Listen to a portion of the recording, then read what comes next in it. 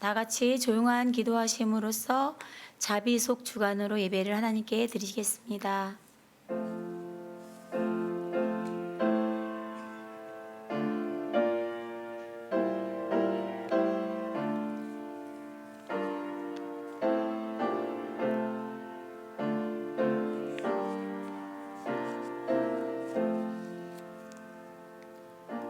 왕이신 나의 하나님이여, 내가 주를 높이고 영원히 주의 이름을 송축하리이다.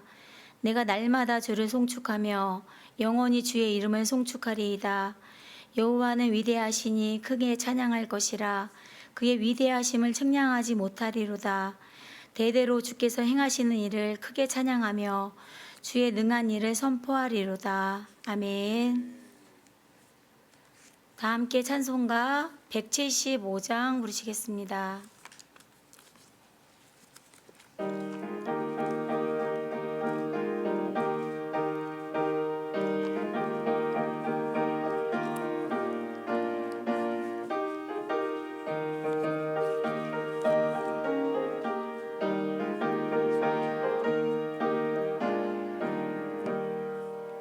신랑 대신 예수께서 다시 오실 때 밝은 등 끌고 나갈 준비됐네.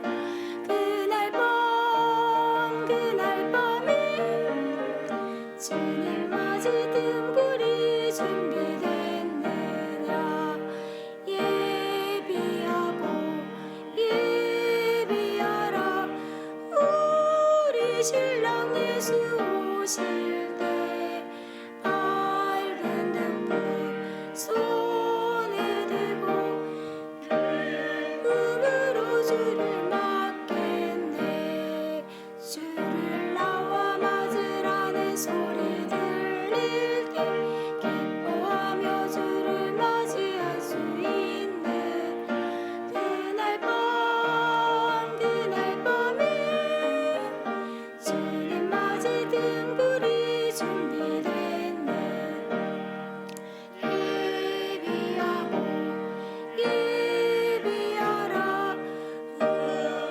신랑 예수 오실 때 밝은 등불 손에 들고 기쁨으로 주를 맞겠네. 정상께 기도하며 거룩한 길은 준비하지 않고 주를 맞지 못한 그날 밤에 주님 맞이 등불이 준비됐느냐. 예비하라. 우리 신랑 예수 오실 때 밝은 등불 손에 들고 기쁨으로 주를 맞겠네. 그날 밤에 영화로운 혼인잔치에 기뻐하며 할렐루야 찬송 부르. 그날 밤에 주님 맞이 등불이 준비됐네.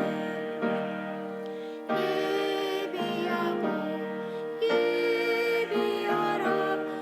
우리 신랑 예수 오실 때 밝은 등불 손에 들고 기쁨으로 주를 맞겠네. 아멘. 우리를 대표해서 엄혜진 집사님 기도해 주시겠습니다.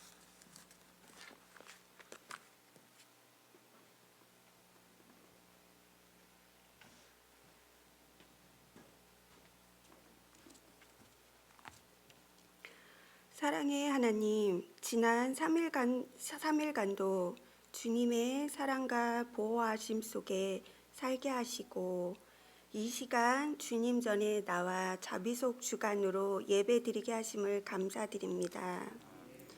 이 예배가 온전히 하나님께만 영광을 돌리는 진실된 예배가 되게 하여 주시옵소서. 주님, 저희들 하나님의 자녀로서 구별된 삶을 살지 못하고 세상의 것들과 타협하며 살아왔음을 고백합니다. 불쌍한 저희들을 용서하여 주시옵고 주님 한 분만으로 만족하는 복된 예배가 되게 하여 주시옵소서. 하나님, 지금 세계는 코로나 바이러스와 그로 인한 경제적인 어려움을 겪고 있습니다. 하루속히 코로나를 소멸시켜 주시어 건강한 일상의 생활을 할 수 있도록 도와주시옵소서. 주님, 저희 교회를 사랑하시어 교육관을 건축하게 하심을 감사합니다. 저희 온 성도가 마음이 하나가 되어 기도하며 헌신할 수 있도록 믿음을 더하여 주시옵소서. 말씀을 전하실 때 목사님을 지켜주시고 영육간에 강건함을 주셔서 날마다 저희 어린 양들을 하나님의 말씀으로 풍성히 먹일 수 있도록 하나님의 지혜와 능력을 더하여 주시옵소서. 예수님의 이름으로 기도드립니다. 아멘.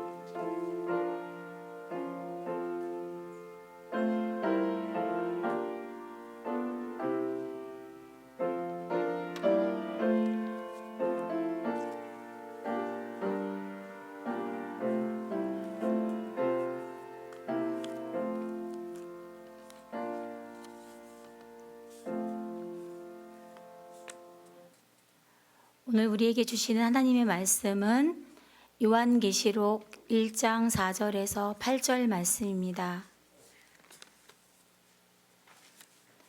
요한계시록 1장 4절에서 8절입니다.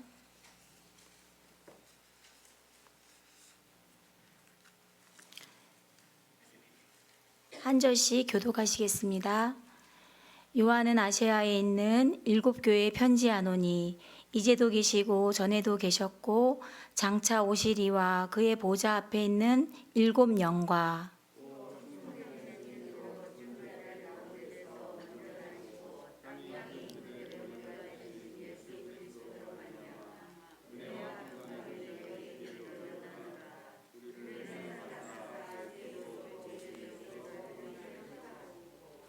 그의 아버지 하나님을 위하여 우리를 나라와 제사장으로 삼으신 그에게 영광과 능력이 세세토록 있기를 원하노라. 아멘.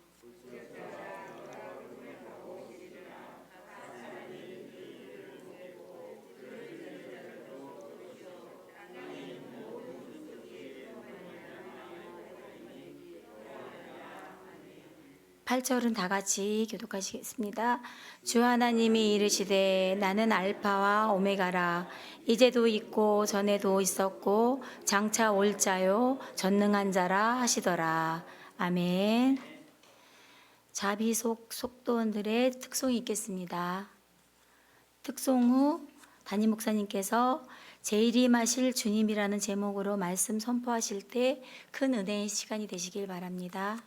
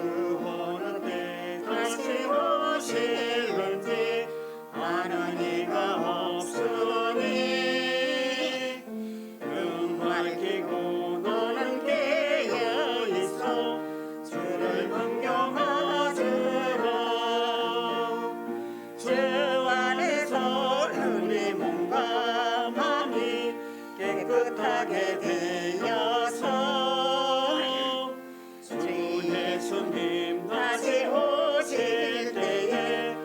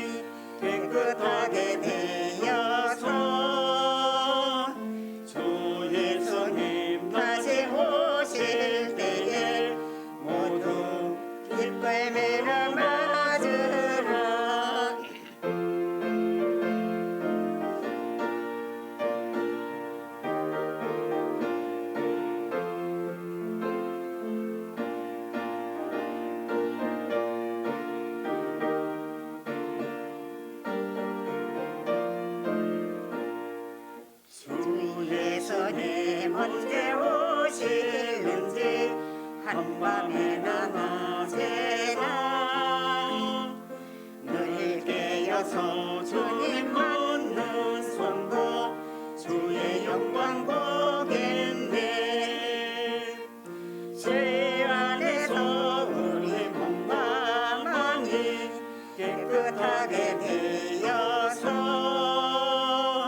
주 예수님 다시 오실 때에 모두 기쁨을 가지라.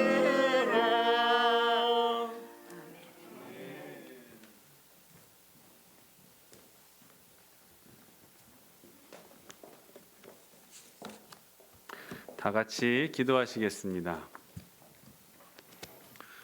사랑과 은혜가 풍성하신 하나님 아버지, 주님의 은혜와 사랑을 감사드립니다. 모든 영광과 존귀와 능력 하나님께 올려드립니다. 이 시간 우리를 참석해 하시고 3일 예배로 우리를 불러 모아 주신 하나님의 은혜를 진심으로 감사드리며 이 시간 우리에게 주실 귀한 하늘의 은혜를 풍성하게 받고 돌아가는 복된 시간 될 수 있는 저희들의 신앙 되도록 하나님 축복해 주시옵소서. 자비속의 찬양처럼 이 마지막 시대를 살아갈 우리, 그러나 재림하실 주님을 기다리면서 우리 함께 그런 마음을 품고 주님 기다리며 주님만 신뢰하며 믿고 의지하는 마음 가지고 기다리는 신부와 지혜로운 신부와 같은 마음을 가지고 살아가려고 다짐하는 우리 태장교회 성도들과 또한 자비속 속도원들이 오니 하나님께서 우리의 마음을 기쁘게 받아주시고 이 마지막 시대 가운데에 크게 들어 사용하실 수 있는 귀한 도구들로 세워지게 하여 주시옵소서. 하나님 감사드리며 거룩하신 예수님의 이름 받들어 간절히 기도하옵나이다. 아멘. 오늘도 예배에 참석하신 여러분 한 분 한 분을 주님의 이름으로 사랑하고 또 축복합니다. 아멘. 제목을 딱 말씀 제목을 보시고 우리 속도원 분들이 이제는 찬양을 정하시는 것 같아요. 그렇죠? 그렇게 정하시고 이렇게 부르셔서 참 말씀에 많은 또 깨달음과 은혜가 이어지게 되는 것 같습니다. 감사드립니다. 요한계시록을 지난 시간부터 이제 처음 시작을 하게 됐는데 이제 언제 끝날지는 모르는 그러한 말씀의 향연이 이제 시작이 됩니다. 수요예배에는 이제 우리가 자주 들을 수는 없는 우리 요한계시록을 한 절 한 절을 이제 살펴가면서 성경 공부하듯이 또 그렇게 은혜를 또 그 속에서 찾아내고 말씀 속에서 우리에게 주시는 의미가 무엇인지를 한번 이 시대 가운데에서 알아보려고 하는 그런 노력을 이 시간 해보도록 하겠습니다. 요한계시록은 오늘 본문에서 보듯이 소아시아에 있는 7교회에 편지하는 그러한 내용입니다. 소아시아의 7교회. 소아시아는 어디일까? 소아시아가 어디 있는지 아시는 분? 소아시아. 터키 지역입니다. 터키 지역을 소아시아라고 부릅니다. 아시아에서 유럽으로 넘어가는 그 마지막 관문, 조그맣게 튀어나온 그곳을 터키 지역을 소아시아라고 그렇게 얘기를 합니다. 일반적으로 생각하기를 소아시아의 7교회라고 얘기하는데 그러면은 7교회가 우리가 전 터키 지역으로 다 퍼져 있는 그런 7개의 교회라고 생각하고 저도 예전에 그렇게 생각을 했었습니다. 근데 지도를 딱 펼쳐놓고선 보면은 터키의 서쪽 해안 지역에 옹기종기 모여 있습니다. 7개의 교회가. 터키 서부 해안 지역에 에베소 지역에 에페소스라는 지역에 옹기종기 모여 있는 7개의 교회를 볼 수가 있습니다. 사도 바울이 주후 64년 정도에 이제 사망했다고 보는 견해가 있는데 사도 바울이 그 죽기 전에 2년 전 3차 전도 여행을 하게 됩니다. 3차 전도 여행이 62년 정도에 이제 되게 되는데 이곳 에페소스 지역의 7교회 중에 하나인 에베소 교회를 세웠습니다. 그리고 그 이어서 줄줄이 서머나, 버가모, 두아디라, 그리고 사대, 빌라델비아, 그리고 라오디게아 이렇게 7개의 교회를 이 지역에다가 교회를 세웠어요. 사도 바울이 죽은 후에 이것을 누가 바통을 이어받아서 하냐? 사도 요한이 이 지역을 이어서 이제 사역을 하게 되었어요. 복음을 전파하는데 갈수록 초대교회의 모습을 잃어버리고 믿음, 소망, 사랑 이 사랑이 넘쳤던 에베소 교회는 하나님을 향한 뜨거운 믿음과 사랑이 점점 식어지고 사라지고 믿음도 잃어버리게 되어버리게 된 거예요. 그래서 주님께서 이렇게 말씀하시죠. 첫사랑을 회복하라. 이 에베소 교회를 향해서 말씀하신 이 교훈이 바로 첫사랑을 회복하라라는 것을 에베소 교회를 향해서 주셨던 거예요.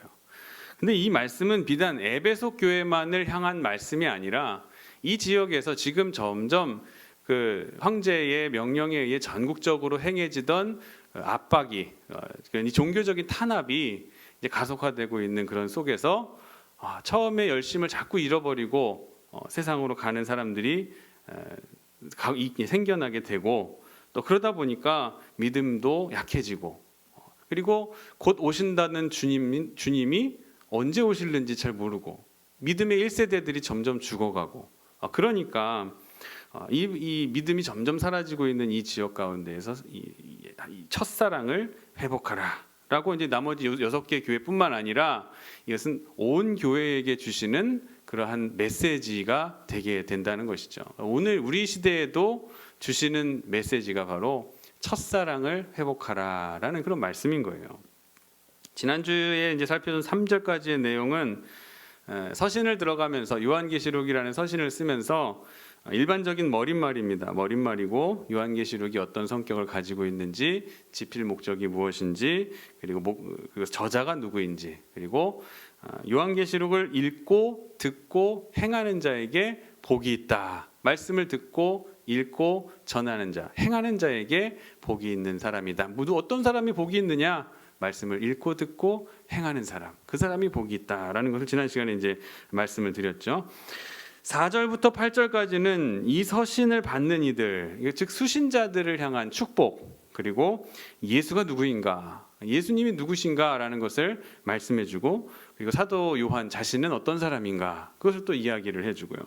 또 예수님의 재림에 대한 예언과 그리고 하나님의 자기선언, 이런 것이 담겨 있는 부분이 4절부터 오늘 읽은 8절까지의 말씀입니다. 이제 읽으면서 한 가지 궁금한 점이 있었어요.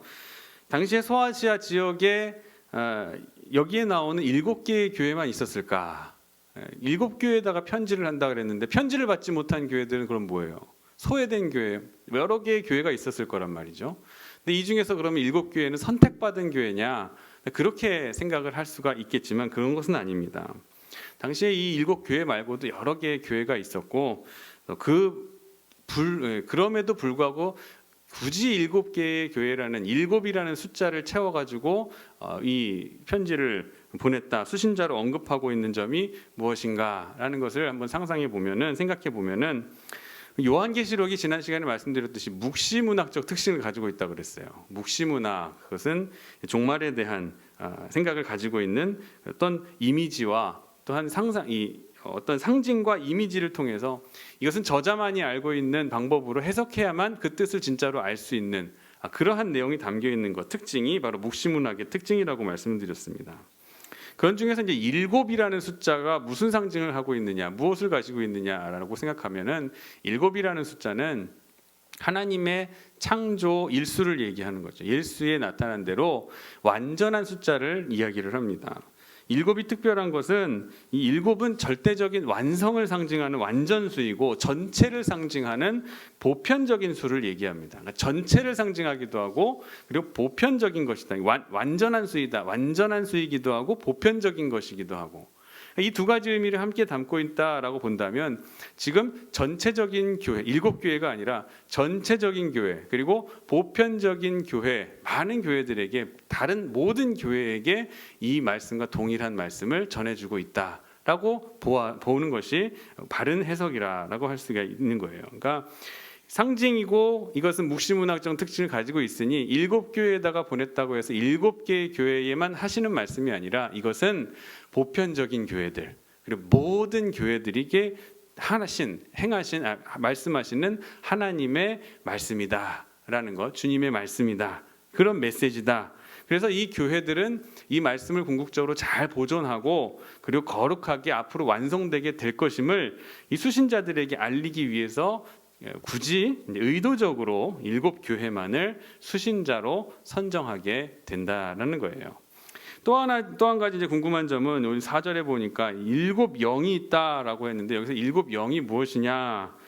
어떤 사람은 이거 7의 천사다 또는 보좌의 장로들이다 이렇게 얘기를 하는데, 또는 혹은 바벨론 신화에서 나오는 혹성 신화에, 바벨론의 혹성 신화에 등장하는 어떤 이야기들을 차용해서 기록한 것이다 하는 사람들이 있지만, 공통적이고 일반적인 견해는 이 7영이라는 것은 스가랴 4장 1절에서 12절까지에 나오는 그 스가랴 선지자가 본 환상 속에서의 이 이야기들을 속에 그 7의 영을 찾을 수가 있어요.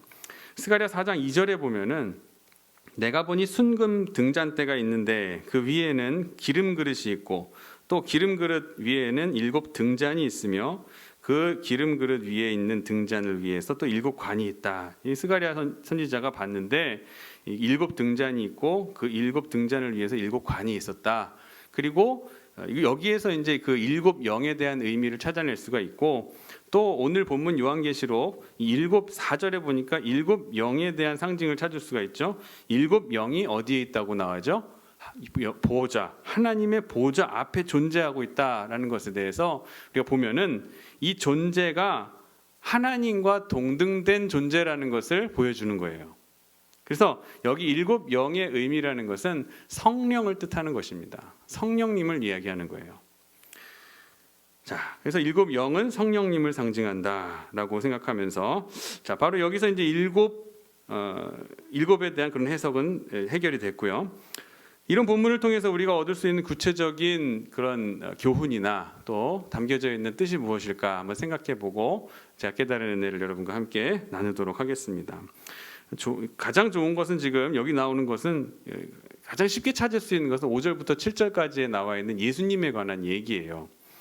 5절부터 이제 보면은 또 충성된 증인으로 죽은 자들 가운데서 먼저 나시고 땅의 임금들의 머리가 되신 예수 그리스도로 말미암아 은혜와 평강이 너희에게 있기를 원하노라.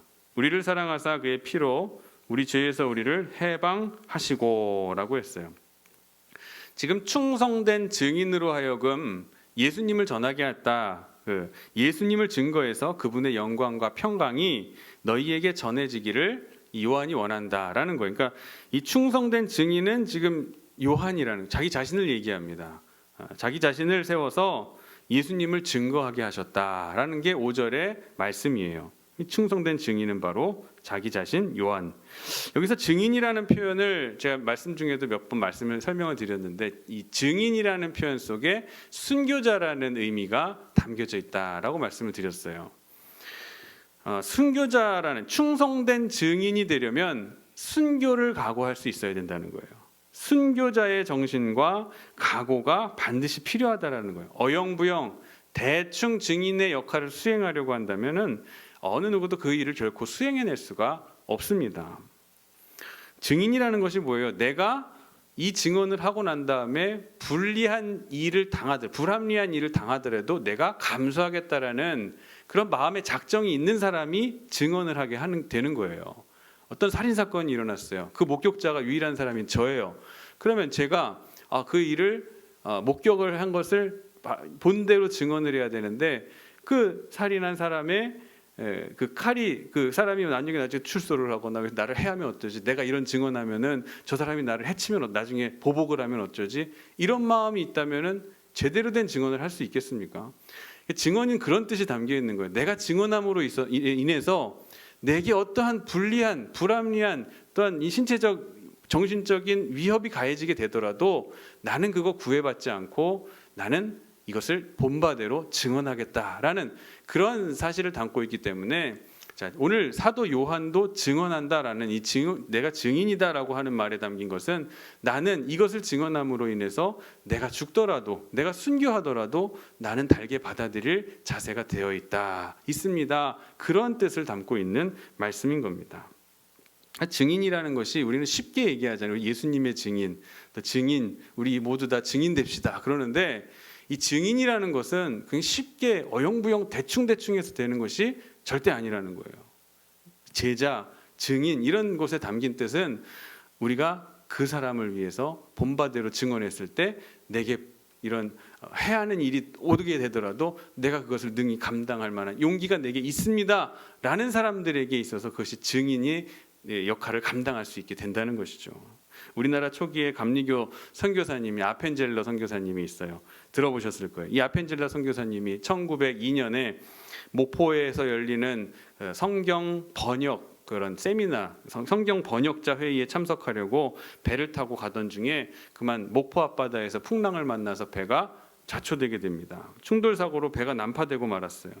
이분이 외국인이기 때문에 어쨌든 구출 대상에서는 우선적으로 그 구조선에다가 탈 수 있는 그러한 우선순위가 있었어요. 그런데 이분이 우리 아펜젤러 선교사님이 자기의 본분은 내가 한국 사람들을 살리려고 복음을 전하려고 여기 온 거다. 그것이 복음적이거든. 지금 배가 난파돼 가지고 물에 빠져가는 상황에서든 나는 한국 사람을 살리기 위해서 이 자리에 온 것이다라는 그런 사명감을 가지고 있었기 때문에 난파된 그 배에서 배는 가라앉은데 그 구조선에다가 어린아이들부터 먼저 그리고 한국 사람들 부녀자들부터 먼저 태우고선 구조선이 가게 만든 거예요. 그러니까 어떻게 돼서 배는 점점 가라앉아 버리고 물 파도와 사투를 벌이다가 결국 목포 앞바다에서 익사로 돌아가시게 됐어요. 그래서 양화진 우리 외국인 묘지에 가면은 아펜젤러 선교사님의 그런 무덤이 거기에 있는데 그 앞에 서는 우리들과 또 그곳에 가서 보게 되는 성도들이 증인된 또 순교자적인 정신을 그분을 통해서 우리가 발견할 수 있게 된다는 겁니다. 충성된 증인이란 바로 이런 의미를 가지고 있는 거예요. 이런 모습이에요. 요한은 지금 이런 의미 속에서 내가 충성된 증인입니다라고 스스로를 고백하고 있다는 거예요. 대단한 이 고백입니다, 사실. 이 요한 자신을 이렇게 소개했고 이 다음에 이제 예수님을 이제 소개를 합니다. 5절 뒤에 보면은 이제 죽은 자들 가운데 먼저 나신 자라고 했어요. 예수님을 나타내는 가장 핵심이 되는 표현 아니겠습니까? 죽은 자들 가운데서 먼저 나신 자. 예수 그리스도께서 사망 권세를 이기시고 사망을 권세를 쥐고 있는 마귀의 머리를 밟고 부활하셨다라는 그런 사실이에요. 창세기 3장 15절에 보면은 그 저주에 대한 이야기 나올 때에 선악과를 따먹고 하나님 앞에 저주를 받는 그러한 이야기를 볼 때에 여자의 후손이 뱀의 머리를 상하게 할 것이다라고 하신 하나님의 말씀을 기억하실 거예요. 그 말씀이 뭐냐면 오늘 예수님을 통해서 이 사망 권세를 쥐고 있는 마귀의 머리를 밟고 예수님께서 부활하셨다라는 것을 상징하는 그런 창세기의 말씀이 이루어지게 된 거죠. 성취되게 된 거예요. 예수님을 통해서 성취된 것을 볼 수 있어요. 그래서 예수님은 분명히 부활하셨다. 그 사실을 확인시켜주고 계속해서 5절의 후반부와 6절을 말해주고 있습니다. 보면은 예수님은 죽음의 권세를 이기신 분이다라는 것을 얘기하고 소개를 했고 그 다음에 그 소개된 예수님이 무슨 사역을 하셨느냐가 이제 세 가지로 제시되고 있습니다. 첫째는 예수 그리스도께서 우리를 사랑하셨다라는 거예요. 자, 우리를 사랑하사라고 되어 있죠. 여기서 나오는 사랑은 일회적인 사랑이 아닙니다. 샘물처럼 지속되는 펑펑 나오는 사랑을 얘기해요. 이전에도 우리를 사랑하시고 지금도 우리를 사랑하시고 지금 도미티아누스 황제 치하에서 지금 공식화된 전국적인 박해가 시작된 상황이라고 말씀드렸잖아요. 1세기 후반기에. 그러니까 이 박해 속에서 잔뜩 움츠러든 성도들이 눈물을 짓게 만드는 위로의 말씀이 아닐까. 주님께서 우리를 사랑하셨다라는 거예요. 지금 언제 내가 이 신앙 때문에 죽을지도 모르고 내가 세례받으면 죽는 건데 그런 상황에서도 성도들에게 위로를 주시는 건 뭐예요? 주님이 나를 사랑하신다라는 위로의 말씀. 주님이 우리를 사랑하신다는 것 너무나도 큰 위로의 말씀이었을 것입니다. 두 번째는 그 예수 그리스도께서 우리를 죄에서 해방시켜 주신다. 예수 주님의 사역이 바로 첫째는 사랑이요, 둘째는 죄에서 해방시키신 거예요. 그의 피로 우리 죄에서 우리를 해방하시고 이 죄에서 해방해 주셨다는 거예요. 이 요한계시록의 전체적인 주제이기도 합니다. 죄에서 해방시키셨다. 영원한 심판을 면케 만들 유일한 방법은 예수 그리스도뿐이고 예수 그리스도의 어린 양의 피뿐이라는 것을 이 요한계시록에서 계속해서 말하고 있는 거예요. 자, 두 번째 죄에서 해방시키고, 세 번째는 6절의 앞부분입니다. 그의 아버지 하나님을 위하여 우리를 나라와 제사장으로 삼으셨다. 다시 말하면 우리를 택하셨다라는 거예요. 사랑하시고 죄에서 해방시켜 주시고 우리를 택해 주셨다라는 거예요. 우리를 택하신 그리스도, 먼저 택함 받은 우리에게 하나님의 나라의 확장에 대한 사명을 동시에 우리에게 부여하심, 확장의 사명을 부여하심과 동시에 그때 이루어질 메시아 통치에 우리도 동참하게 될 것을 얘기해 주고 계시는 거예요. 자, 이 세 가지 선물을 우리에게 주셨다는 거죠. 주님의 사역을 통해서 이 사역 세 가지가 우리에게 선물처럼 오게 된 거예요. 이것을 이렇게 주신 예수님을 생각해 볼 때에 우리들도 이 범위 안에 포함되어 있다는 것을 본문 속에서는 우리에게 깨달아야 됩니다. 그때 그 백성들, 우리 그때 그 성도들만, 초대교회 성도들만 7교회에만 주시는 것이 아니라 아까 보편적이고 또 완전한 7교회라고 말씀드렸잖아요. 7이라는 숫자가. 그럼 지금도 하나님의 보편성과 절대성에 의해서 우리도 이 말씀의 해당자들이 모두가 되고 있다는 것을 우리는 이 말씀을 통해서 깨달아야 됩니다. 그래서 그것이 우리에게도 큰 위로가 되고 또 은혜가 되어지기를 주님의 이름으로 간절히 축원합니다. 자, 이어서 이제 7절을 봅니다. 볼지어다, 함께 읽겠습니다. 시작. 볼지어다 그가 구름 타고 오시리라. 각 사람의 눈이 그를 보겠고 그를 찌른 자들도 볼 것이요. 예, 됐습니다.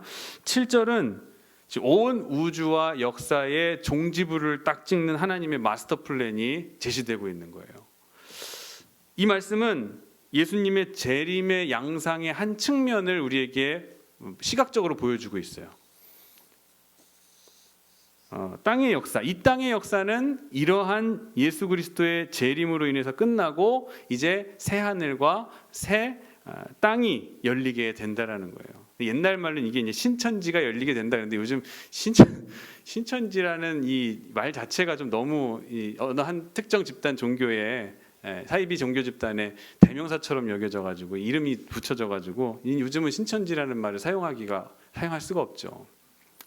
하여튼 새 하늘과 새 땅이 열려지게 된다는 거예요. 예수 그리스도의 재림을 통해. 이 예수님의 재림을 통해서 이 온 우주의 역사는 종결이 됩니다. 마지막 끝나버려요.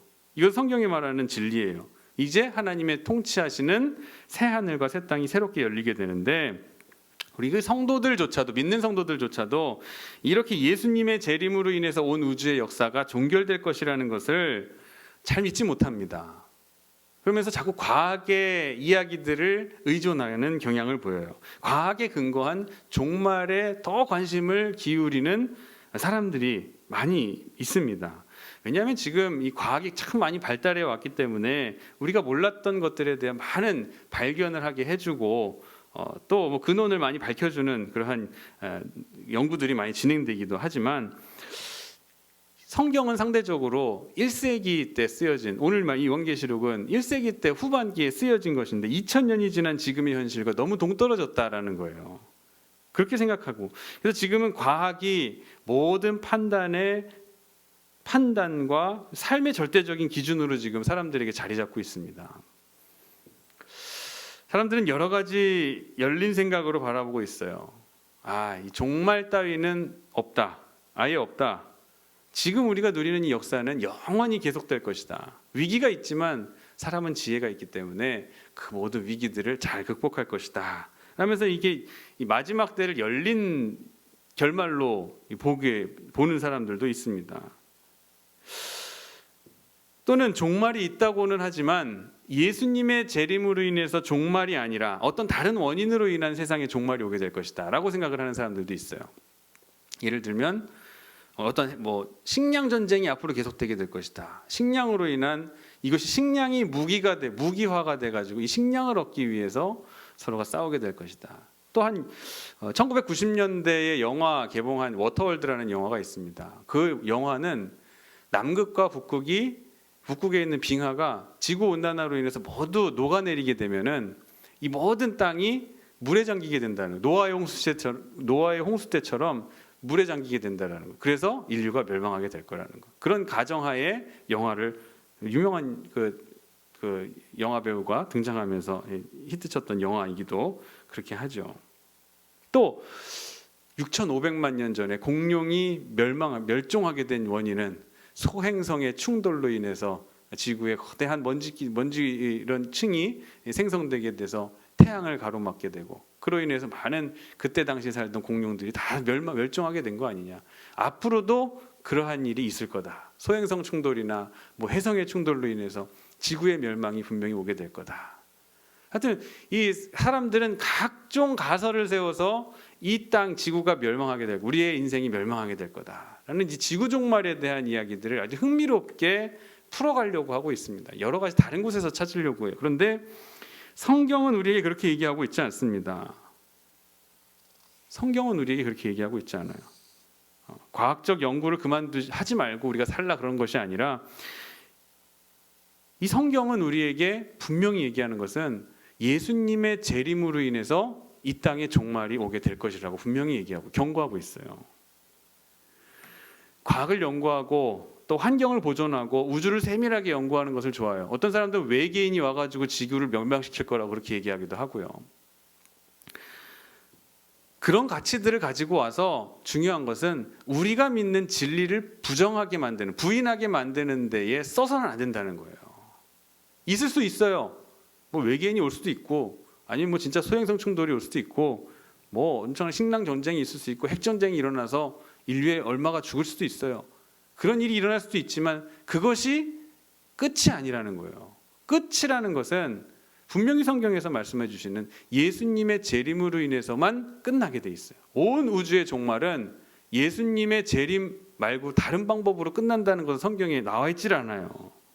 하나님께서는 한 번 하신 말씀을 시건하시는 분이 아니에요. 하나님께서는 결코 한 번 하신 말씀을 뭐 주워 담거나 그러시는 분이 아니에요. 하나님께서 하신 말씀은 반드시 이루어진다라는 것을 우리는 믿고 있잖아요. 그것으로 인해서 이 땅의 역사가 마감되고 새로운 세계가 반드시 오게 될 거예요. 어떻게? 마태복음 23장 30절의 말씀 우리 함께 찾아볼까요? 마태복음 24장 30절 말씀입니다. 마태복음 24장 30절 함께 한 목소리로 읽겠습니다.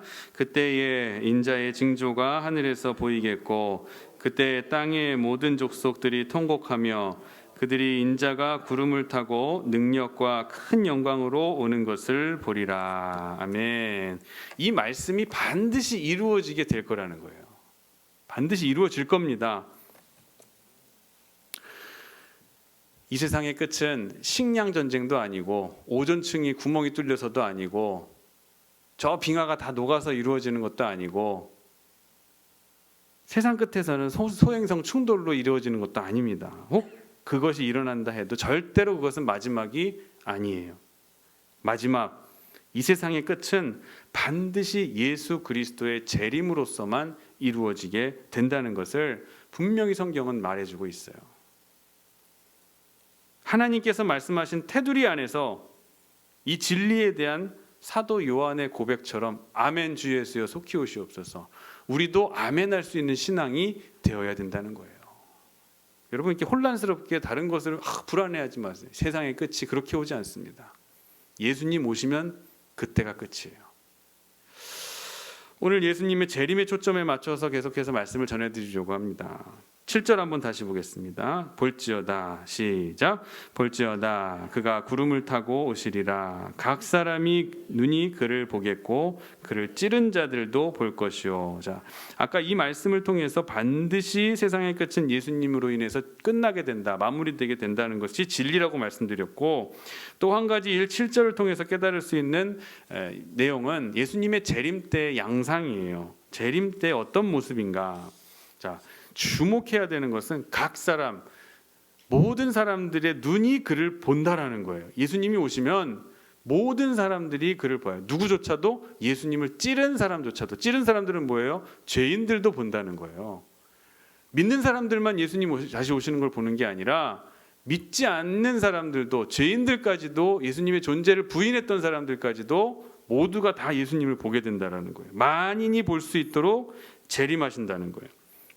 근데 이 말씀이 우리 인간 상식으로는 잘 이해가 되지를 않습니다. 왜냐하면은 대한민국에 오셨다면 저 미국에서는 오신 줄을 모를 거 아니에요. 어느 한 공간에 임하시면은 그 주변 사람들만 알 수 있는 거지 다른 곳에 있는 사람들은 볼 수가 없기 때문에 제한된 우리의 눈으로는 지구 반대편에서 일어나는 것을 어떻게 알 수 있겠습니까? 물론 오늘날 뭐 위성이 발달됐다 그래가지고 위성 생중계에서 예수님이 오신 것을 중계해주는 뭐 그런 것이 아니잖아요. 이건 의미가 아닙니다. 자, 그래서 사람들은 이것을 가지고 고민하기 시작했어요. 육적으로 생각하니까 여기에 오시면 저쪽에 있는 사람 못 볼 거 아니냐. 그래서 예수님은 다시 오실 때 영으로 오실 것이다 라고 하는 그런 생각을 고안해내게 되었어요. 영적으로 재림이 이루어질 것이다. 그러면 이게 잘못되면은 그러면은 믿음의 눈이 없는 사람들은, 이걸 볼 수 없는 사람들은 못 보는 거 아니냐.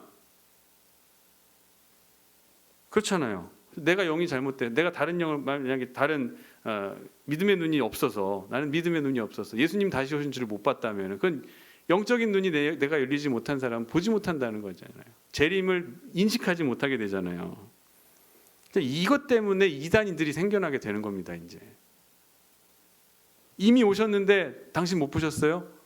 이미 여기에 계시는데, 이렇게 이제 이야기를 하게 되는 거죠. 영적으로 왔다라는 것에 대해서 이야기를 하게 되면.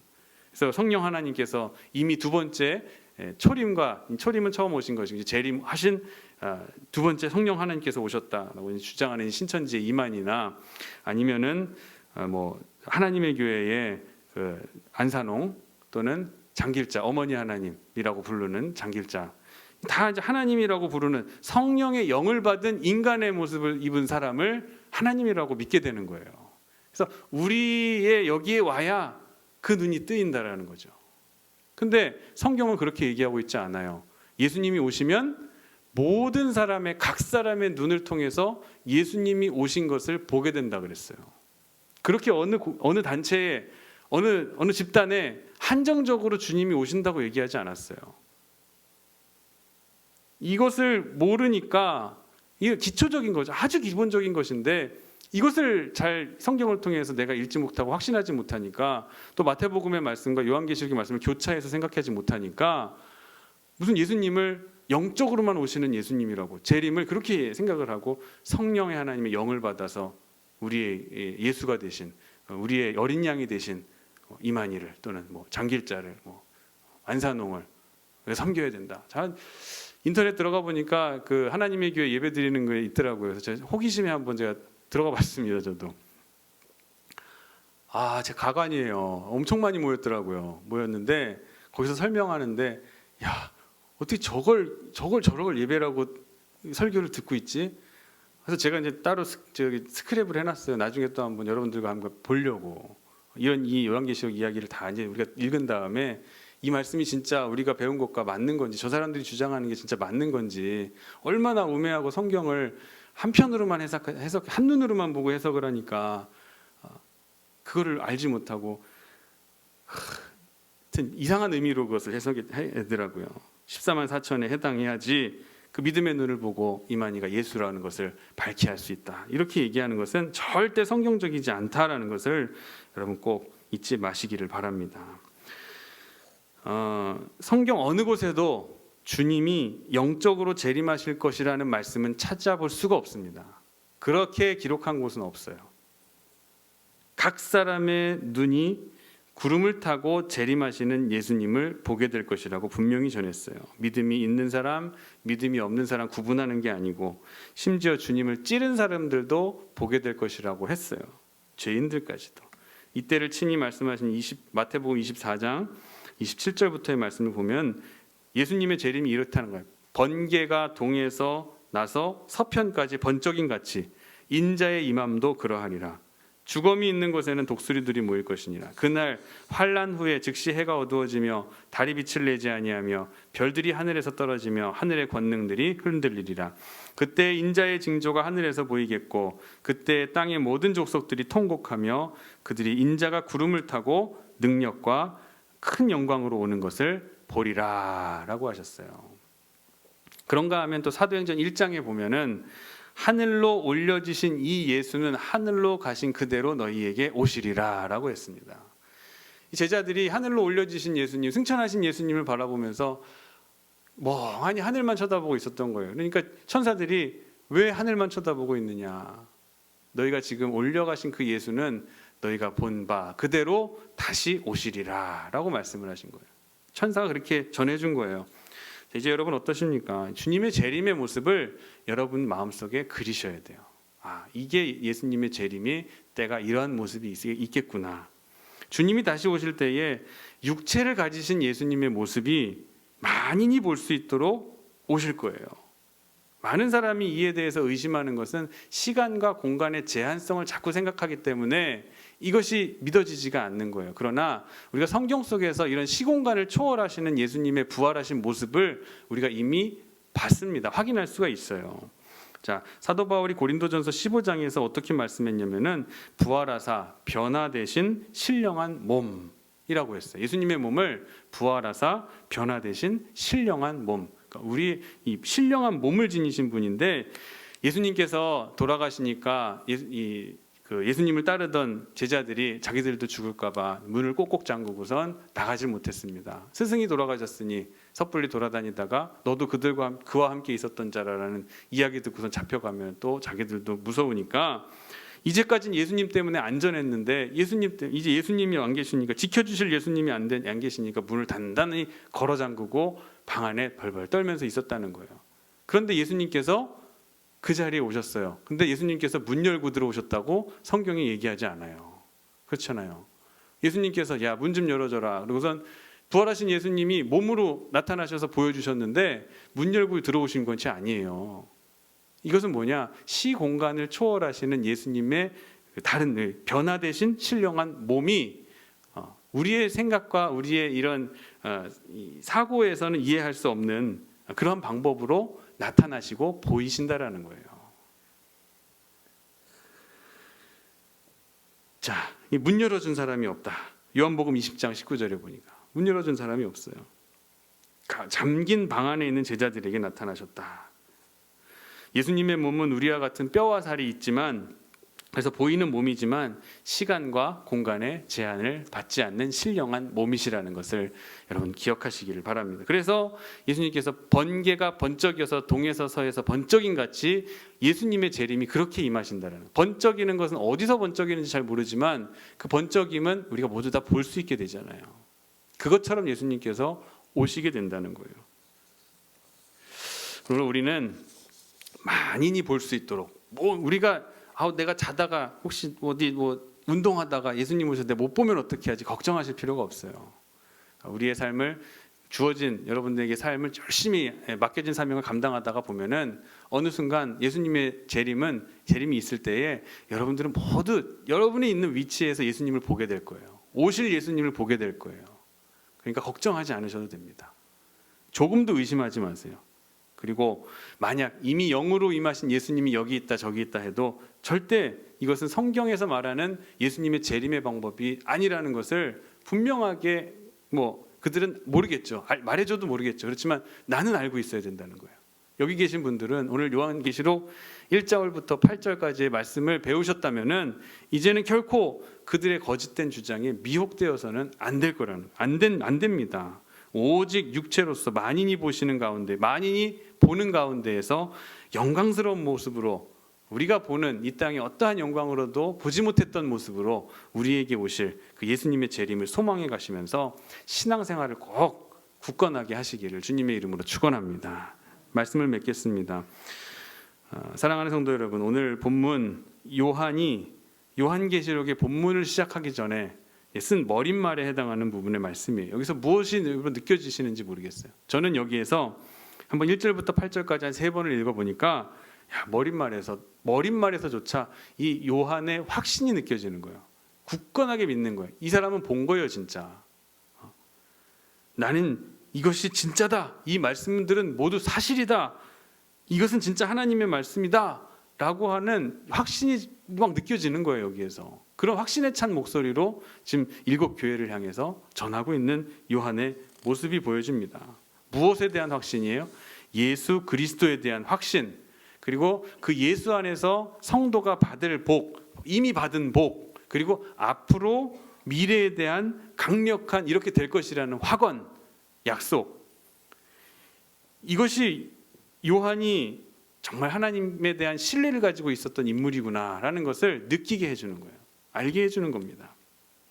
그도 그럴 것이 사도 요한은 예수님이 가장 사랑하시는 애제자였습니다. 그래서 예수님과 친밀한 교제를 지내면서 그가 진짜 메시아이시구나라는 것을 예수님 살아계실 때부터도 이 요한은 느끼고 있어요. 알고 있었어요. 깨닫고 있었어요. 그래서 그 경험, 내가 부인할 수 없는 예수와의, 우리 선생님, 우리 메시아와의 교제가 있었기에, 내가 주님과의 경험이 있었기에 난 절대로 예수님을 부인할 수 있는 그런 사람이 되지 못한다라는 거예요. 나는 증인, 곧 내 목에 칼이 들어와도 나는 그 예수님을 전할 수밖에 없는 순교자의 사명을 가진 사람이다 라는 것을 이 사도 요한은 우리 보여주고 있었던 것이죠. 힘 있는 고백을 할 수 있는 거예요. 그럼 이제 우리에 대해서 질문을 해야 될 차례인 거예요. 요한은 그렇게 확신에 찬 그러한 체험이 있고 경험이 있고 해서 이런 확실한 분명한 말씀을 전해 주었는데, 우리 신앙생활하는 우리 성도라고 불리우는 나는 어떠한 체험과 경험이 있는가? 성령의 어떤 강한 이끌리심과 인도하심을 체험하고 경험했던 경험들이 분명히 있으실 거예요. 근데 과거의 옛날의 경험이 여러분의 신앙생활의 순도를 결정하는 게 아니에요. 옛날에 한번 은혜 받았는데, 옛날엔 진짜 뜨거웠는데, 그게 여러분의 신앙생활의 기준을, 지금을 나타내 주는 말이 아니란 말이에요. 중요한 건 지금이에요. 내가 겪었던 신앙의 경험으로, 그것은 나의 증명해 줄 만한 것은 아니지만 어쨌든 경험과 나의 체험이 있다면은 믿음의 강도와 신뢰의 강도는 지금 증가될 수 있는 가능성이 있다는 뜻입니다. 나아질 수 있는 우리의 신앙의 그런 기회가 된다라는 거예요.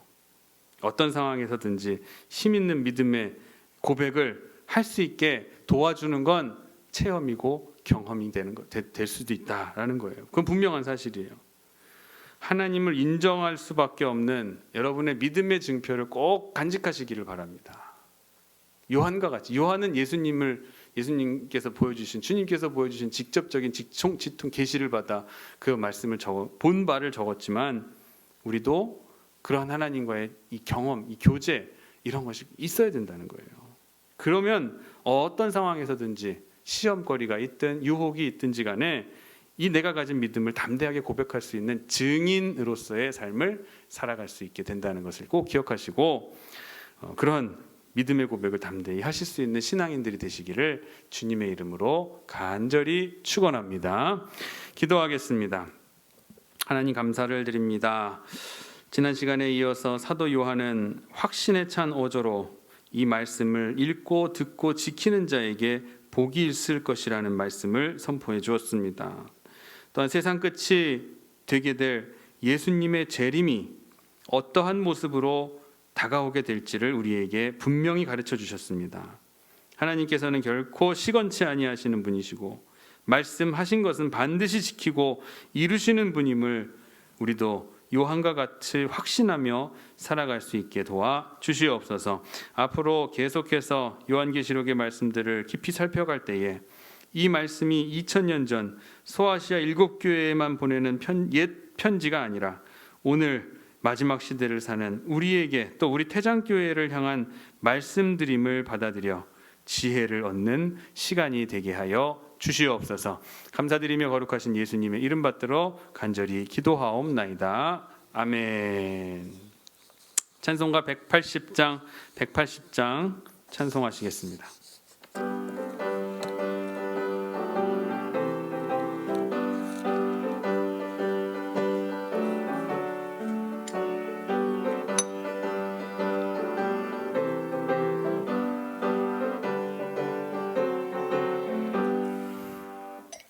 하나님의 나팔 소리 천지 진동할 때에 예수 영광 중에 구름 타시고 천사들을 세계 만국 모든 곳에 보내어 구원받은 성도들을 모으리.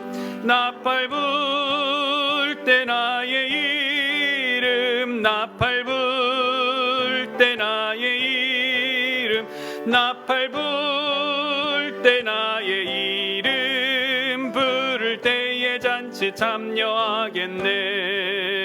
무덤 속에 잠자는 자 그때 다시 일어나 영화로운 부활 승리 얻으리.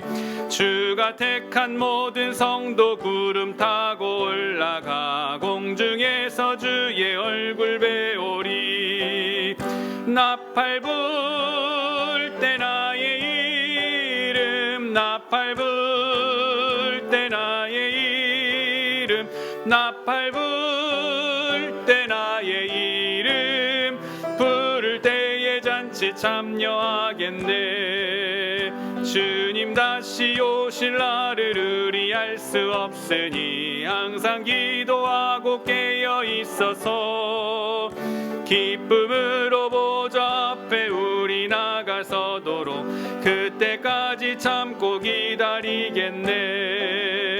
나팔 불 때 나의 이름 나팔 불 때 나의 이름 나팔 불 때 나의 이름 부를 때에 잔치 참여하겠네.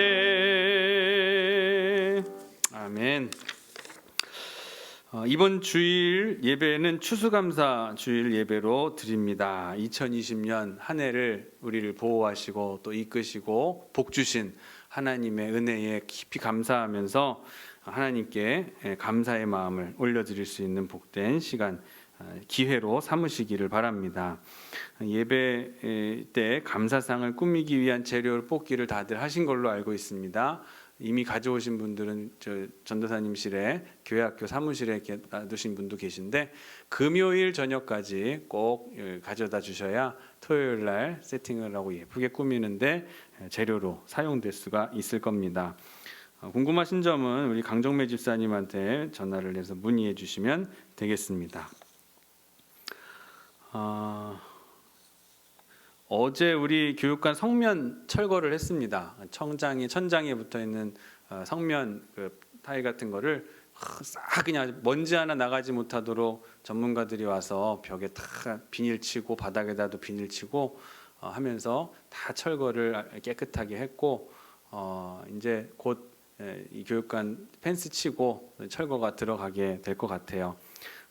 시작부터 끝까지 하나님께서 함께 하시기를, 또 일하는 우리 인부들과 사람들이 다치는 일 없도록 안전사고 한 건도 일어나지 않고 아름다운 그런 순리대로 이루어지는 건축이 될 수 있게 여러분 많이 기도해 주시고, 위에서 많이 역할을 감당하고 있는 우리 건축위원들 한 사람 한 사람의 이름을 불러가시면서 위에서 기도해 주시면 감사드리겠습니다. 여러분의 기도를 하나님께서 반드시 들어주실 테니까 여러분이 기도하시는 만큼 우리에게 큰 역사가 나타나게 될 줄 믿으시기 바랍니다. 축도하심으로 그리고 결혼 예식 광고 다시 한번 드립니다. 다음 주 토요일 11월 21일 토요일 오전 11시 30분에 윤영표, 송현정 선도님 두 우리 선남 선녀의 결혼식이 있습니다. 위에서 기도해 주시고 주례를 제가 맡게 됐습니다. 그래서 많이 좀 참석해 주셔서 우리 자리를 많이 빛내 주시면 감사드리겠습니다. 축도함으로 오늘 예배 마치도록 하겠습니다. 지금은 모든 사망 권세를 이기시고 부활의 어린 양으로 우리에게 다시 나타나신 예수 그리스도의 은혜와 그 아들을 우리를 위해서 보내주시고 아버지의 우리를 끝까지 사랑하시는 하나님의 무한하신 사랑하심과 우리와 함께 하셔서 늘 다시 오실 주님을 기다리며 또한 기대를 갖고 살아갈 수 있게 도와주시는 임마누엘 성령님의 감화, 감동, 역사, 내조, 충만, 교통, 인도하심이 각 사람의 눈으로 다시 오시는 예수 그리스도를 보게 된다는 말씀 그대로 오늘 순수한 믿음으로 이 말씀을 수용하고 받아들이고 사도 요한과 같이 확신에 찬 믿음과 신앙을 가지고 이 마지막 시대를 살아가기로 결단하고 돌아가는 사랑하는 성도들의 머리머리 위에와 영과 육의 질병으로 고난당하고 고통당하는 우리의 사랑하는 성도들과 성도들의 사업장과 직장과 학업과 진로와 배우자와 태의 열매를 위해서 각각 기도하는 저희와 저희의 자녀들 심령 위에 지금으로부터 영원토록 함께 하시기를 간절히 축원하옵나이다. 아멘.